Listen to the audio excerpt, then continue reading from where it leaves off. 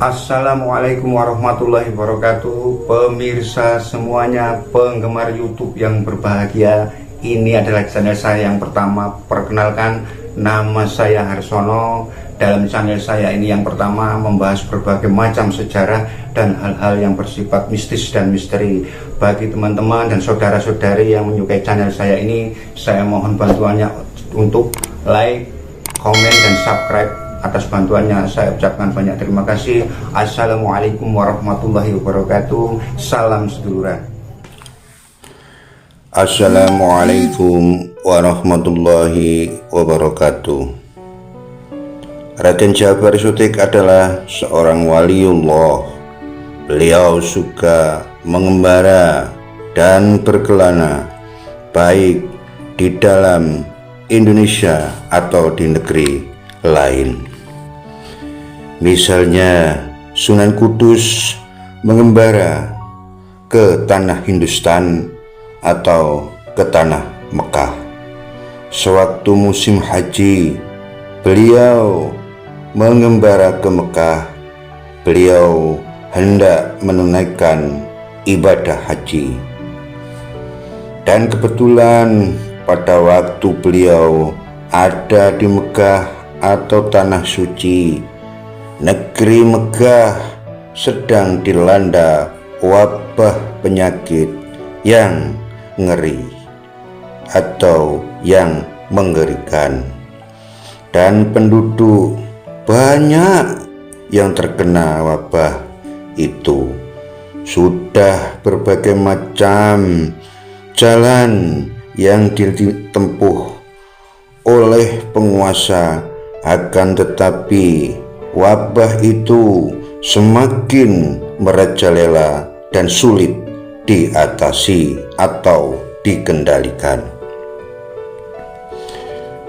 Penduduk banyak yang menjadi korban atau meninggal, dan wabah itu sangat cepat sekali menular atau berjangkit.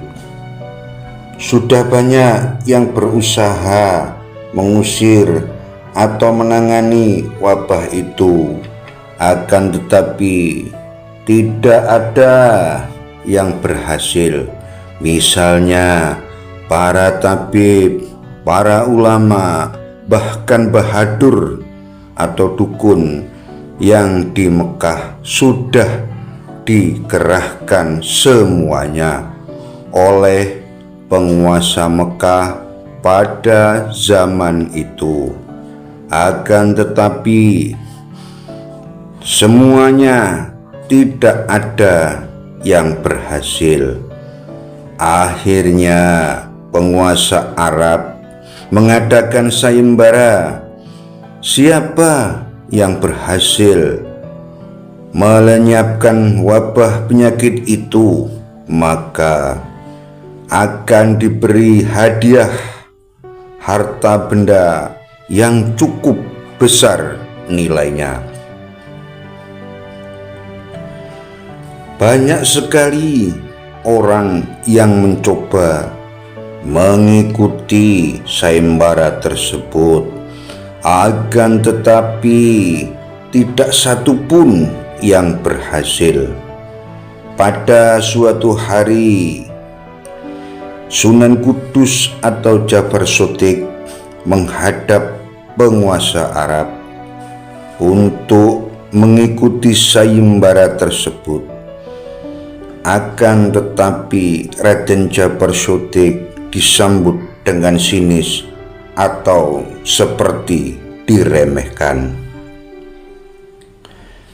Dengan apa Tuhan akan melenyapkan wabah penyakit itu? Tanya sang amir atau penguasa Arab tersebut.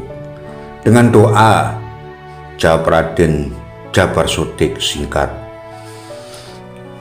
Kalau hanya dengan doa, kami sudah melakukannya sampai beratus-ratus kali. Tapi mereka yang melakukan dengan doa tak ada yang berhasil sama sekali. kata penguasa Arab itu. Percuma Tuan, hasilnya pasti akan sama seperti apa yang telah dilakukan oleh orang-orang sebelum kamu. Kata penguasa itu lagi, seolah-olah tak percaya dengan kemampuan Raden Djafar Shodiq atau Sunan Kudus. Saya mengerti Tuan, memang tanah Arab ini gudangnya para wali, para ulama. Tapi jangan lupa ada saja kekurangannya, sehingga doa para ulama itu tidak dikabulkan oleh Allah, kata Djafar Shodiq atau Sunan Kudus. Dan hal semacam itu tidak biasa, dan hal semacam itu tidak bisa dipungkiri, bukan? Kata Sunan Kudus lagi. Waduh, sungguh berani Tuan berucap demikian, kata penguasa Arab itu dengan nada marah. Apa kekurangan mereka? Coba kau katakan, bentak penguasa Arab itu. Tuan sendiri yang menyebabkan kekurangan itu, jawab Raden Djafar Shodiq dengan tenang dan penuh wibawa. Tuan telah menjanjikan hadiah harta benda yang banyak, sehingga menggelapkan mata hati para ulama yang mengikuti sayembara tersebut, sehingga mereka semuanya tidak bisa berdoa dengan ikhlas. Mereka berdoa karena hanya mengharap imbalan atau hadiah yang Tuan janjikan. Maka sang penguasa pun terbungkam. Akhirnya sang penguasa mempersilahkan Raden Djafar Shodiq untuk melaksanakan niatnya dan mempersilahkan Djafar Shodiq untuk berdoa. Kesempatan itu tidak disia-siakan oleh Raden Djafar Shodiq. Secara khusus, Djafar Shodiq berdoa dan membaca beberapa amalan dalam tempo yang tidak terlalu lama. Wabah penyakit di negeri Arab mulai terkikis dan akhirnya habis total, dan negeri Arab terbebas dari wabah penyakit berkat doa-doa Raden Djafar Shodiq. Dan anehnya lagi, orang-orang yang sakit karena terkena wabah pada waktu itu mendadak sembuh semuanya.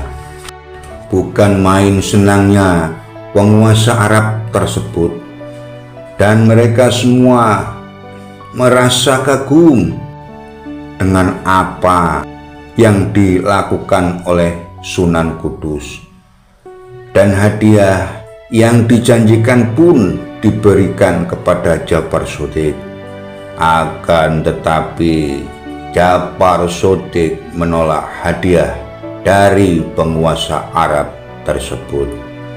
Beliau hanya minta sebuah batu yang berasal dari Baitul Maqdis, dan sang penguasa Arab pun mengizinkannya. Batu itu pun dibawa ke tanah Jawa dan dipasang di pengimaman Masjid Kudus yang beliau dirikan sekembalinya dari tanah suci. Rakyat Kudus pada zaman itu masih banyak yang beragama Hindu dan Buddha. Kemudian para wali mengadakan sidang untuk menentukan siapakah yang pantas berdakwah di kota itu, dan akhirnya Djafar Shodiq yang terpilih dan ditugaskan di daerah itu. Karena masjid yang dibangun beliau dinamakan Kudus, maka akhirnya Raden Jabar Sotik dikenal dengan nama Sunan Kudus. Sekian dan terima kasih.